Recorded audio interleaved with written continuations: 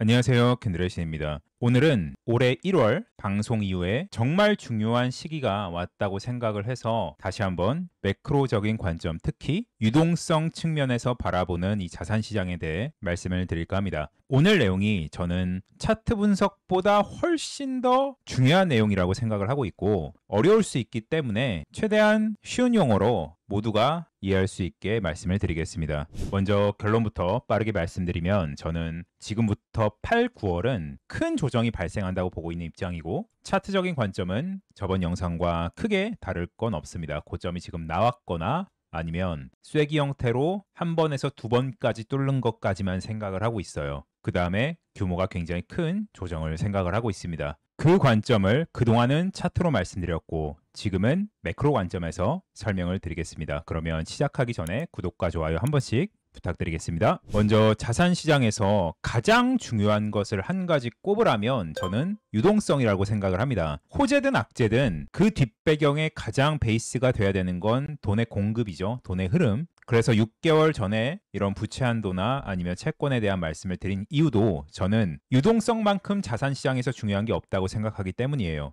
자, 여러분들이 최근에 아마 많이 보셨을 겁니다. 글로벌 M2 그리고 비트코인의 어떤 상관관계, 이 차트를 보고 유동성이 풍부하기 때문에 계속 우상향을 생각하시는 분들이 많죠. 근데 단순히 그냥 이렇게 차트 하나로 보고 판단하기보다는 조금 더 디테일하게 흐름을 파악할 수 있어야 된다고 생각을 해요. 큰 흐름을 이해하기 위해서 사전적으로 알아야 될 것들이 몇 가지가 있습니다. 일단 국가가 정책을 시행하는데 필요한 돈을 마련하기 위해서는 크게 두 가지 방법이 있죠. 첫째, 세금 확보, 그리고 둘째, 채권 발행. 근데 세금 확보라는 것은 반발력이 굉장히 심하고 다음 선거에도 영향을 많이 미치기 때문에 세수 확보라는 게 사실 그렇게 쉽지는 않습니다. 따라서 이 채권을 통한 재원 확보가 굉장히 중요하고 지금 비트코인을 둘러싼 지니어스 법안이나 이런 것들이 전부 다 채권과 아주 밀접하게 관련이 있습니다. 자, 우리가 최근에 2024년, 2023년 이럴 때 굉장히 자주 듣던 얘기가 있습니다. 미국의 경기 침체, 인플레이션, 스태그플레이션 많이 들어보셨을 거예요. 이런 것들을 전문가들도 굉장히 많이 우려를 했죠. 하지만 오지 않았습니다.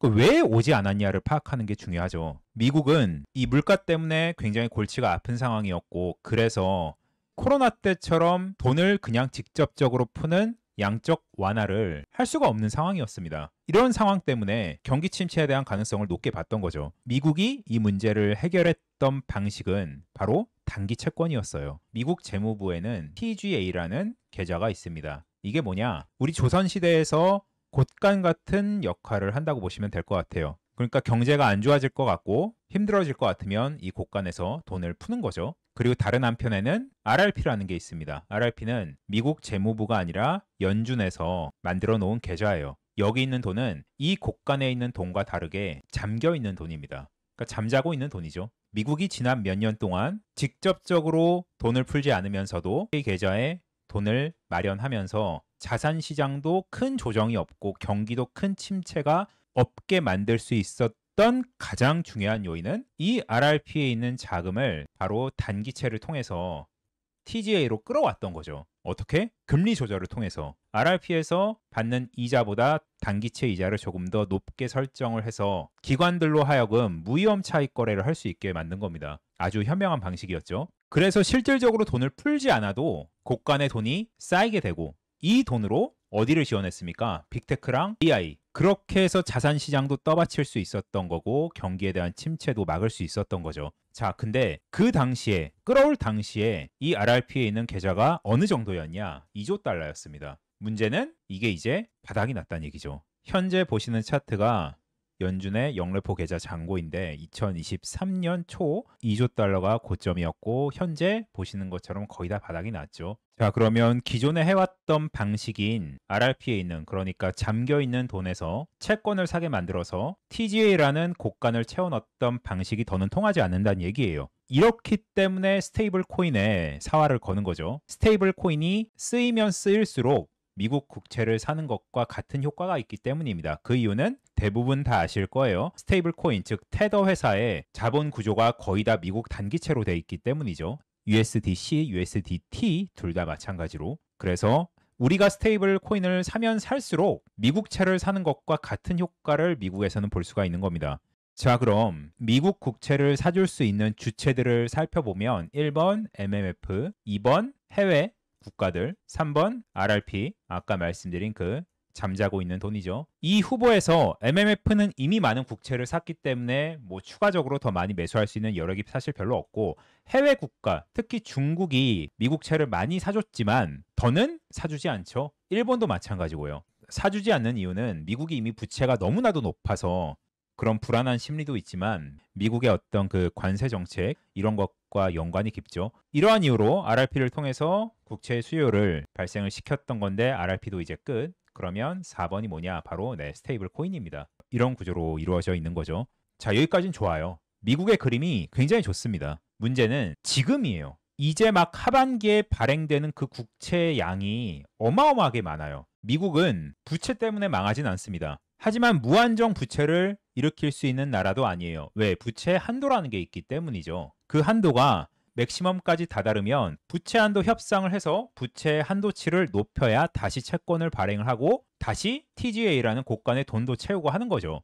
그래서 이 부채 한도가 협상이 잘 끝나면 오히려 시장에 있는 자금을 빨아들입니다. 왜? 채권을 대규모로 발행을 하기 때문이죠. 이 채권을 사줄 수 있는 주체가 아까 말씀드린 것처럼 한정이 돼 있고 수요처를 찾지 못하면 결국엔 은행의 지급준비금에서 충당을 해야 되는데, 그러면 자산시장이 전반적으로 크게 조정을 받을 수밖에 없는 구조죠. 이 부채 한도 협상이 임박했었는데 최근에 어떤 법안이 통과됐죠?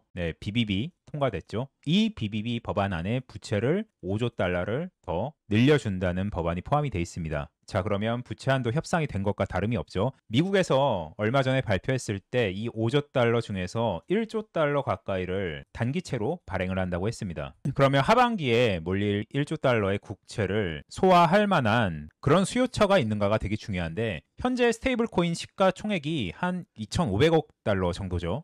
자, 그러면 우리가 생각을 해봐야 되는 거예요. 미국 은행들이 국채를 더 사도록 SLR 규제 같은 것들을 좀 완화하는 것들이 있지만 사실 그게 규모 자체가 작기 때문에 큰 의미가 없고, 갑자기 해외에서 국채를 미친 듯이 사줄 이유도 없고, RRP도 계좌가 다 바닥이 나 있는 상황.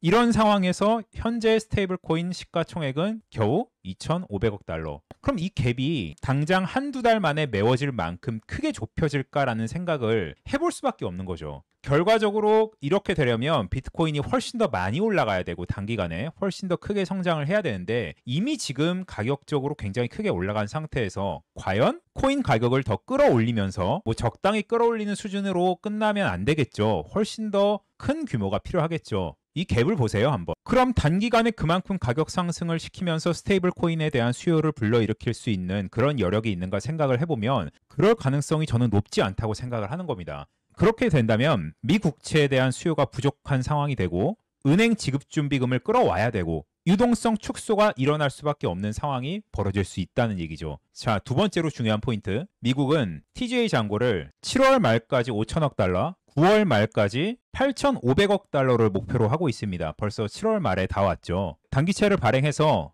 수요를 불러일으키고 나라 곳간에 돈을 채워 넣겠다는 의도죠. 지금 그러면 코인 가격이 꽤나 올랐는데 TGA 잔고가 어느 정도 채워졌을까 확인해 볼까요? 보시면 7월 22일 기준으로 3천억 달러밖에 되지 않습니다. 가운데 있는 표가 이번 달 초에 이 TGA 잔고가 얼마로 시작했느냐를 보여주는 항목이에요. 이번 달 초에 4,500억 달러로 시작을 했는데 줄어드는 거죠. 오히려 늘어난 게 아니라. 그러니까 정부의 ET라는 곳간이 계속해서 지금 줄어들어 왔다는 거예요. 과거에 한번 볼게요. 올해 5월 초에는 6,700억 달러, 1월에 7천억 달러, 작년 연말에 9천억 달러, 좀 오래전으로 가볼게요. 2020년 7월에는 1조 7천억 달러.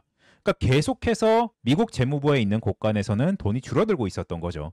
그 돈을 채워 넣어야 되는 입장인데 그 목표치가 올해 7월 말 얼마 안 남았죠? 5천억 달러고 9월 말까지 8,500억 달러를 목표로 하고 있는 겁니다. 자, 그러면 지금 현 시점에서 단기 채권의 발행은 아직까지 적극적으로 이루어지지 않고 있는 거죠. 만약에 이 채권에 대한 수요가 충분히 충당이 되면 1조 달러였죠. 상관이 없지만 규모가 워낙 크기 때문에 저는 그렇지 못할 가능성이 더 높다고 생각을 하는 거고, 왜냐하면 스테이블 코인의 시총에 비해서 너무 작죠. 그런 관점에서 보면 이 채권이 발행되는 시기에 맞춰서 조정이 크게 올 수도 있겠구나 생각을 해보는 겁니다. 스테이블 코인 시총이 지금 너무 적기 때문에 베센트 재무장관이 이 스테이블 코인 시총을 지금의 8배 수준인 2조 달러까지 키우겠다고 말을 했던 거죠. 근데 그게 단기간에 가능하냐는 얘기예요. 당장에 발행돼야 될 채권이 이렇게 많은 상황에서. 자, 이런 그림을 봤을 때 물론 미국이 그리고 있는 그림에서 스테이블 코인은 트리핀 딜레마도 해결할 수 있고 미국의 아주 든든한 채권에 대한 수요처가 될 수 있고 미국 달러의 패권을 지킬 수 있는 수단이지만 단기적으로 단기채의 대규모 발행에 대한 유동성 충격이 오면서 조정이 크게 올 가능성을 저는 좀 높다고 보고 있습니다. 그리고 이런 생각도 해볼 필요가 있을 것 같습니다.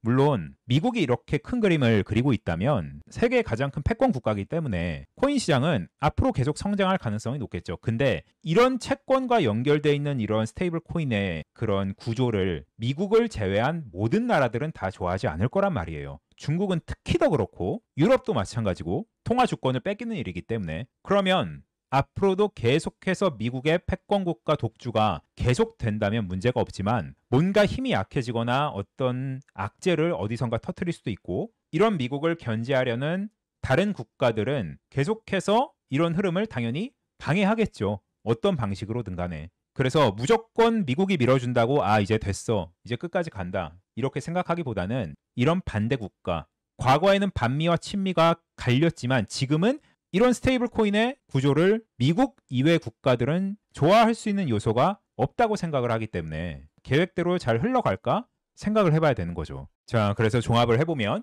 현재 시점부터 하반기까지 대규모의 채권 발행이 예정이 되어 있고 그 채권의 수요를 전부 다 감당하기 위해서는 이 스테이블 코인이 굉장히 중요한 역할을 하는데 만약 미국 계획대로 그렇게 흘러간다면 이 단기간에 어마어마한 불장이 올 수도 있습니다. 하지만 현재 스테이블 코인의 시총은 2,500억 달러에 불과하고 발행돼야 하는 단기 국채가 1조 달러인 상황. 이 1조 달러를 기존에 소화해줬던 RRP, 잠겨있던 돈은 다 바닥이 난 상황이죠. 이런 것들을 종합을 해볼 때 당장 몇 달 안에 이 스테이블 코인 시총이 4배, 5배가 간다는 것은 저는 어렵다고 보고 있어요. 그런 관점에서 보면 결국 국채 수요를 감당하기 위한 유동성 축소가 발생할 가능성이 높고 전반적으로 자산 시장에 대한 조정이 크게 발생할 수 있다는 게 제 생각입니다. 이런 관점에서 제가 생각하는 차트적인 관점도 일맥상통하는 부분이 있다는 것은 그 전 영상을 보시면 이해가 되실 거라고 믿습니다. 네, 그러면 오늘은 여기까지 하겠고 유동성에서 지금 굉장히 좀 중요한 순간이기 때문에 오늘은 차트적인 관점 말고 거시경제적인 측면에서 말씀을 드렸습니다. 그러면 추가적인 관점은 제가 텔레그램에 업로드를 하기 때문에 텔레그램 주소는 영상 더보기와 그리고 고정 댓글에 남겨놓겠습니다. 오늘도 시청해 주셔서 너무 감사드립니다.